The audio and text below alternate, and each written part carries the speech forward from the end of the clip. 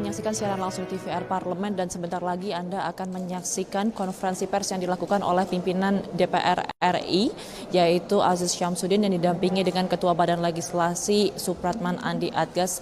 Dan pemirsa, tanpa berlama-lama lagi saya Ayu Rahmawati beserta seluruh kerabat kerja yang bertugas mengucapkan selamat menyaksikan.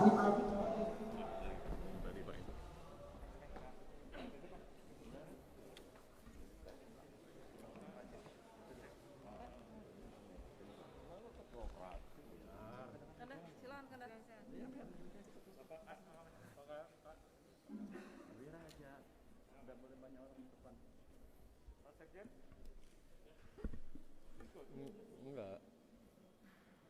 Udah, Pak Utut? Bismillahirrahmanirrahim. Assalamualaikum warahmatullahi wabarakatuh. Selamat sore rekan-rekan, sahabat-sahabat wartawan.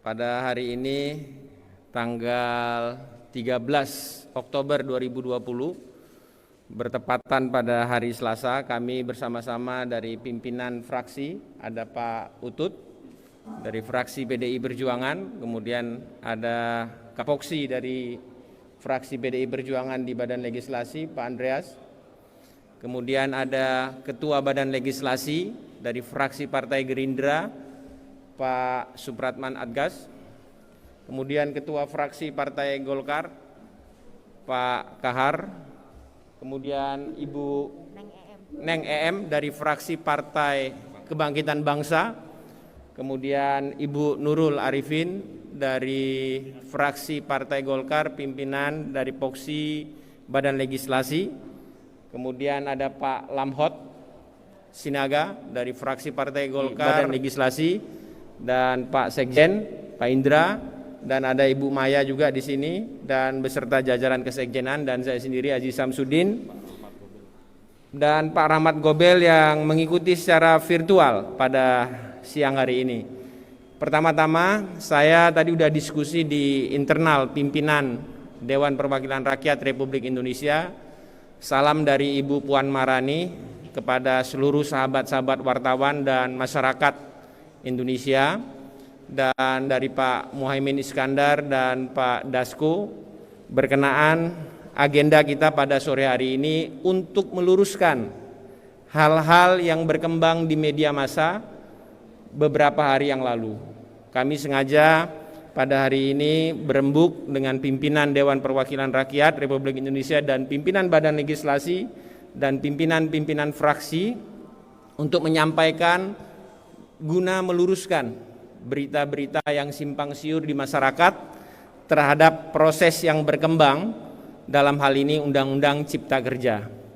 Seperti kita ketahui, Undang-Undang Cipta Kerja telah dibawa ke tingkat 2, dalam hal ini paripurna, yang mana tanggal 5 Oktober 2020. Yang mana proses di tingkat 2 ini tentu melalui proses di tingkat 1, yang dalam hal ini di Badan Legislasi langsung dipimpin oleh Pak Supratman dari fraksi Partai Gerindra sebagai Ketua Badan Legislasi yang bertanggung jawab terhadap mekanisme, struktur dan pembahasan, transparansi pembahasan di tingkat 1, baik dari tingkat rapat kerja, kemudian masuk ke dalam panja, panitia kerja, kemudian masuk ke dalam timus, kemudian masuk ke dalam tim sinkronisasi di tingkat Badan Legislasi.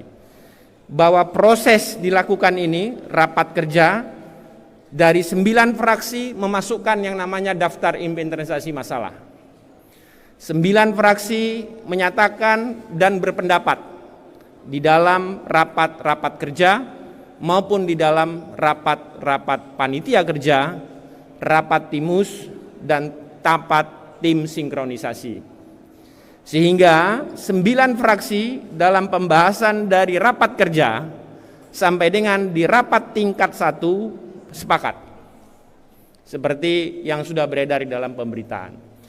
Adapun hal-hal yang berkembang di dalam daftar inventarisasi masalah berkenaan dengan klaster-klaster yang ada perlu nanti disampaikan kepada publik, tentunya pada saat yang tiba, yaitu pada saat besok tanggal 14 Oktober 2020 berdasarkan mekanisme tata tertib DPR, khususnya di dalam pasal 164, bahwa Dewan Perwakilan Rakyat Republik Indonesia memiliki jangka waktu 7 hari.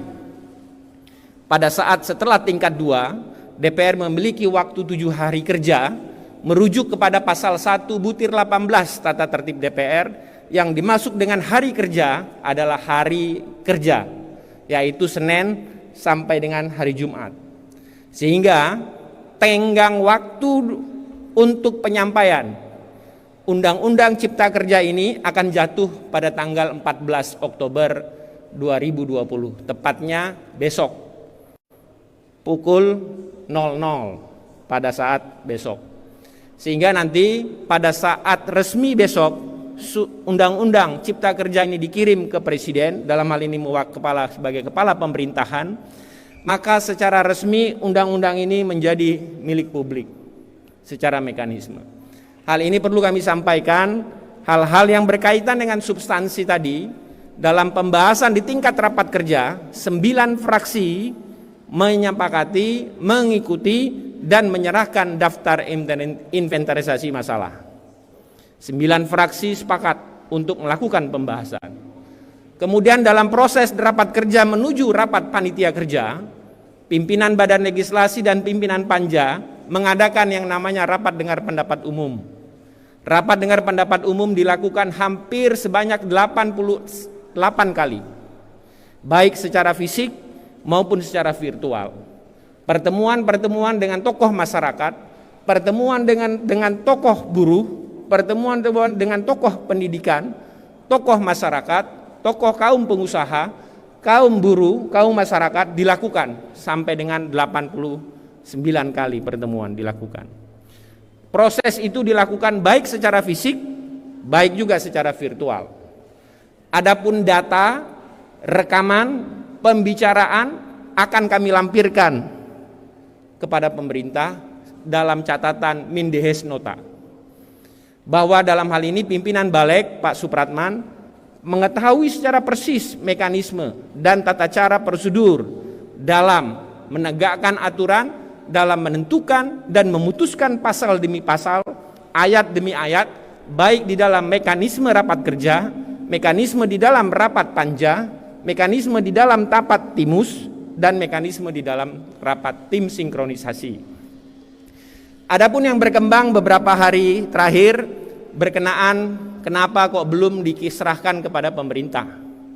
Bahwa dalam hal ini Kesekjenan Pak Indra melaporkan kepada pimpinan DPR memerlukan waktu untuk melakukan editing, proses pengetikan dalam rangka menyiapkan lampiran-lampiran yang berkaitan dengan Undang-Undang Cipta Kerja ini untuk menjadi bagian yang tidak terpisahkan di dalam proses pengiriman berkas Undang-Undang Cipta Kerja ini kepada pemerintah, yang jatuh waktu temponya adalah tanggal 14 Oktober 2020. Yang kedua, berkenaan dengan jumlah halaman, perlu kami sampaikan kepada halayak masyarakat melalui sahabat-sahabat wartawan pada sore hari ini, bahwa mengenai jumlah halaman itu adalah mekanisme pengetikan dan editing tentang kualitas dan besarnya kertas daripada yang diketik. Proses yang ada dilakukan di Balek itu menggunakan kertas biasa. Tapi pada saat sudah masuk ke dalam tingkat 2, proses pengetikannya masuk di Kesekjenan, dia menggunakan legal paper yang sudah menjadi syarat ketentuan-ketentuan di dalam undang-undang. Sehingga besar tipisnya yang berkembang, ada yang 1000 sekian, ada yang tiba-tiba 900 sekian, tapi setelah dilakukan pengetikan secara final berdasarkan legal drafter yang ditentukan di dalam Kesekjenan dan mekanisme, total jumlah pasal dan kertas halaman hanya sebesar 812 halaman. Berikut undang-undang dan penjelasan Undang-Undang Cipta Kerja. Kalau sebatas kepada Undang-Undang Cipta Kerja hanya sebatas 488 halaman. Ditambah penjelasan menjadi 812 halaman. Sehingga simpang siur mengenai jumlah halaman, ada yang 1000 sekian, ada yang 900 sekian. Secara resmi kami Lembaga Dewan Perwakilan Rakyat Republik Indonesia berdasarkan laporan dari Bapak Sekjen, netting jumlah halaman sebanyak 812 halaman. Nah, hal-hal ini perlu kami sampaikan untuk menyampaikan klarifikasi supaya tidak membingungkan khalayak dan masyarakat secara luas. Yang terakhir, Bapak Ibu sekalian, tentu proses ini kami memahami yang berkembang tentang proses yang ada bahwa tidak diberikannya kesempatan kepada fraksi-fraksi untuk menyampaikan pandangan-pandangan. Perlu kami sampaikan dan melakukan klarifikasi bahwa yang namanya mic di dalam paripurna itu secara otomatis mic di dalam ruang paripurna itu akan mati di dalam waktu 5 menit. Kenapa? Karena itu sudah diatur di dalam tata tertib DPR. Tata tertib DPR pasal 312 dan 314 mengatur lamanya pembicara di dalam rapat-rapat terbatas 5 menit. Sehingga pada saat dia 5 menit berjalan, dia otomatis mic itu otomatis off, begitu, mati. Sehingga tidak ada pembatasan menyenggang demokrasi daripada salah satu sahabat saya dari fraksi tertentu yang seolah-olah kami membatasi atau tidak.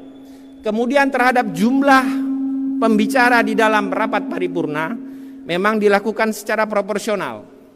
Pada saat itu fraksi, dalam hal ini fraksi Partai Demokrat telah diberikan kesempatan bicara kepada 4. Dalam hal itu kepada saudara yang terhormat Marwan C. Hasan, kemudian yang terhormat saudara Didi Irawadi, dan yang ketiga yang terhormat kepada saudara Iwan, dan terakhir adalah kepada saudara Dr. Beni Kaharman.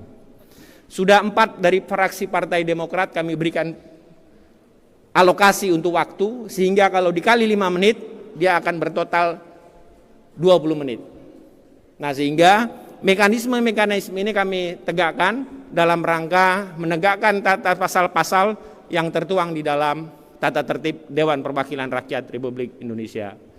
Demikian sahabat-sahabat wartawan dan kepada seluruh masyarakat, kami menyadari simpang siur dan pandangan yang berbeda ini tentu membuat suatu penafsiran dalam pasal. Dan sejak nanti besok kami kirim, kemudian secara mekanisme dan secara tatib dalam waktu 30 hari Presiden akan mengeluarkan, dalam hal ini sebagai kepala pemerintahan, mengeluarkan LBN, dan secara otomatis undang-undang ini berlaku.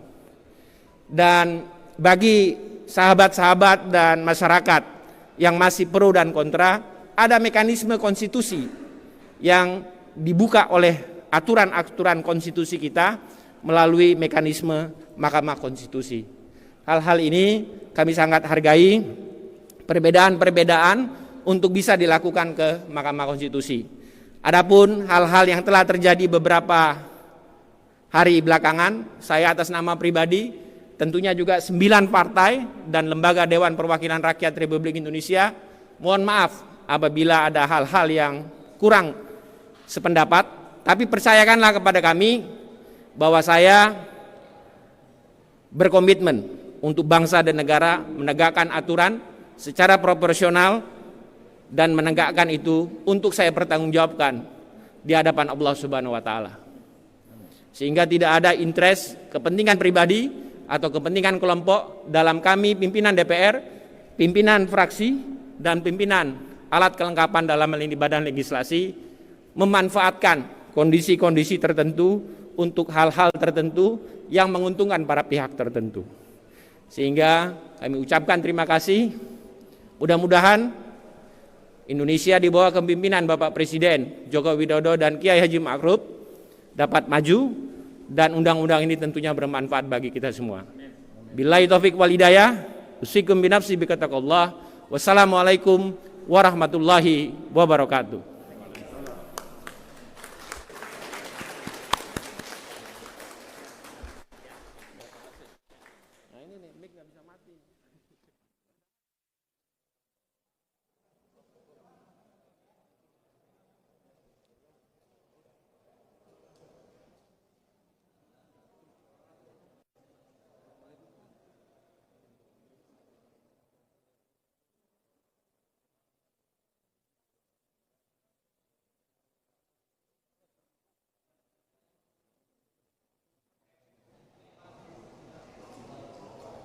Ya pemirsa, demikianlah tadi Anda telah menyaksikan bersama bagaimana rangkaian dari konferensi pers yang dilakukan oleh pimpinan DPR RI Aziz Syamsuddin yang didampingi oleh Ketua Badan Legislasi Supratman Andi Adgas dan juga perwakilan dari 9 fraksi di DPR RI.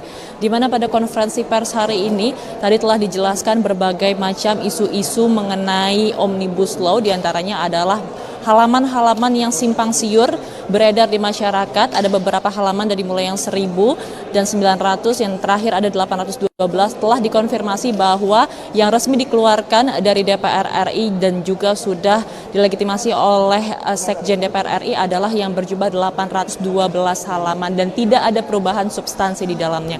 Dan pemirsa, demikianlah saya Ayu Rahmawati beserta seluruh kerabat kerja yang bertugas mengucapkan terima kasih atas perhatian Anda. Sampai jumpa.